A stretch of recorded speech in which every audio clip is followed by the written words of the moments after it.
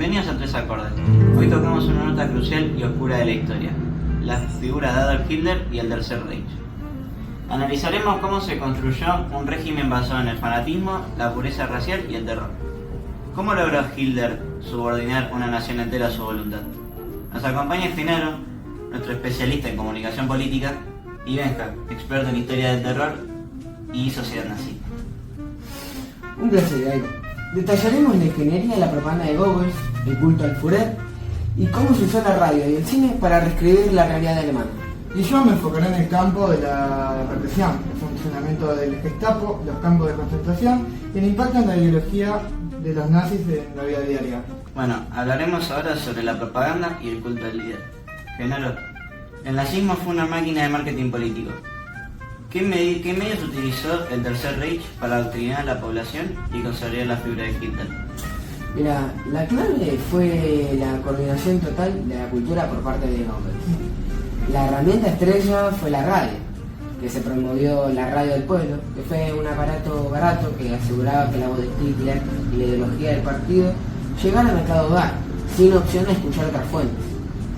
La propaganda era simple, emotiva, y se centraba en el odio racial y la promesa de la grandeza alemana. Ok.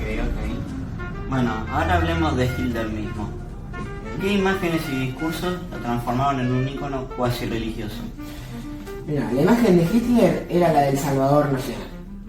Se la presentaba como un líder ascético, sacrificado, que vivía solo para Alemania. En los discursos se usaba la puesta en escena grandilocuente, como en Nuremberg, para generar histeria colectiva y una sensación de destino. Se le asociaba constantemente con la fuerza, el orden y la unidad, reviviendo el orgullo perdido. Su figura era sinónimo de la raza aria y la personificación de la voluntad de la nación. Ok. Miedo canalizado hacia un enemigo, pero también terror ejercido en el Estado.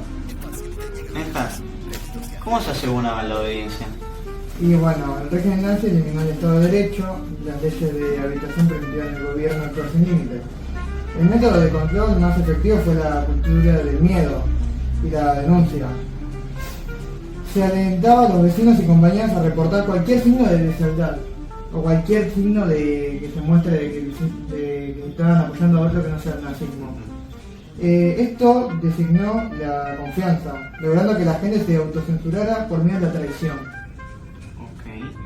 En el corazón de ese terror estaba la policía secreta. ¿Cómo operaba la temida Gestapo?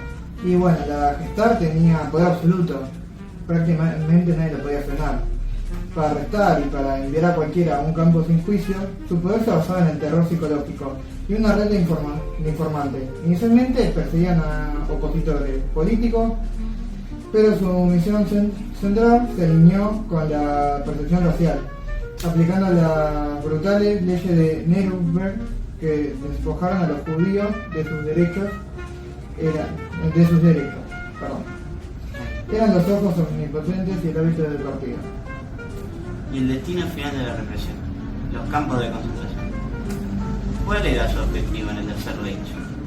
Y bueno, los campos, administrados por los nazis, se convirtieron en la herramienta de la solución final.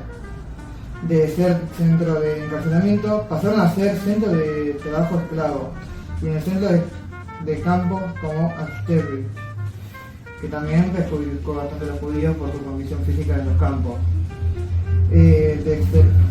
Esto era de exterminio masivo para aniquilar a la población judía de Europa. Era la culminación del terror ideológico nazi. ¿Cómo se sentía ser un ciudadano leal en el Tercer Reich? ¿Cómo afectó la economía de la guerra en la vida diaria? Y bueno, en la vida diaria estaba totalmente subordinada por el Estado. La economía priorizaba del régimen masivo sobre el bienestar civil. Los trabajadores vieron sus sindicatos eliminados y reemplazados por el Frente Alemán del Trabajo, que aseguraba la disciplina y la productividad. El objetivo final era preparar a la nación para la expansión territorial y la guerra. Ok. General, ¿qué papel clave jugaron los jóvenes y las mujeres en la ideología nazi? Mirá, los jóvenes eran cruciales. la juventud hitleriana, casi obligatoria, les inculcaba la lealtad incondicional al Führer y el odio racial se les separaba de la influencia militar. Okay. El rol de la mujer era, en cambio, se idealizaba como la madre año. Por ejemplo, se dedicaba al hogar y a la natalidad, lo que hoy en día conocemos como ama de casa.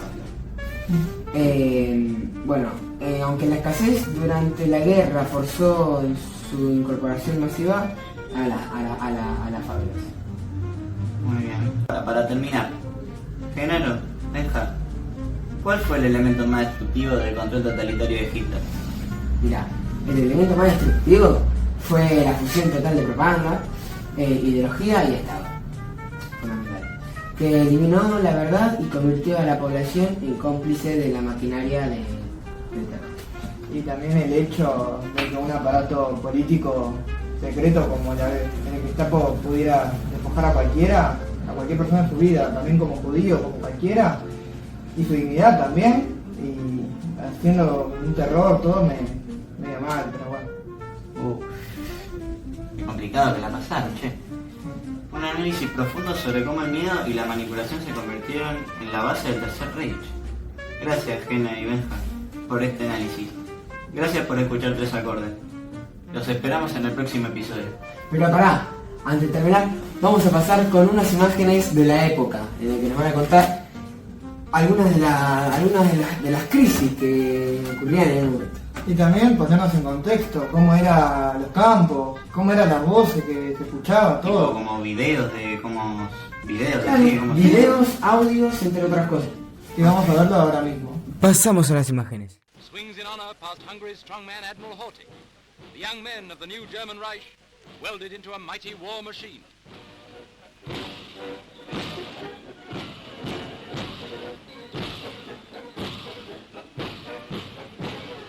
In German medieval Nuremberg, the marching, seething squash of Adolf Hitler's Nazi Congress comes to an end.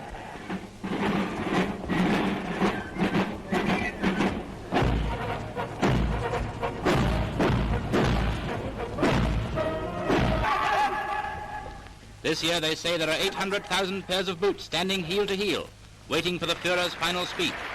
And the high spot comes when, after a detailed review of Nazi achievements, Hitler cries, "My life's fight has not been in vain." Indem ich euch ihre Blicke weise ich, mein Lebenskampf ist nicht umsonst gekämpft.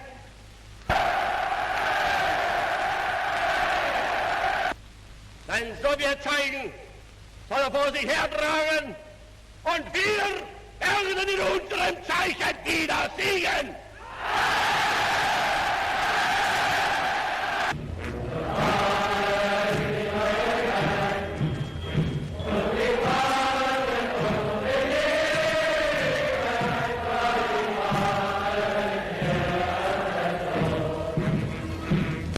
Esas son las literas donde solían dormir. Uno normalmente se imagina que dormía una persona por litera. Pues no, en cada uno de esos huecos entraban 3 personas. Imagínense, estaban súper flacos, no tenían nada de calorías en sus cuerpos. Esta de aquí era una prisión. Si lo pensamos todo, es una enorme prisión, pero esta era una prisión con vigilancia especial, donde ponían en su mayoría a personas que eran tomadas y que habían tenido algún puesto militar con anterioridad. En la cárcel solía vivir una persona por celda, así que uno podría pensar que los prisioneros que eran mandados para aquí tenían una vida más cómoda. Sí, supongo que de cierta manera tenías un mayor espacio para ti, pero tenías un riesgo mucho mayor a que constantemente te estuvieran torturando. Estos postes de aquí tenían la única finalidad de torturar. Quedabas colgado de manos, pero a la inversa. Tus manos tenían que dar toda la vuelta y quedabas colgando de esta manera.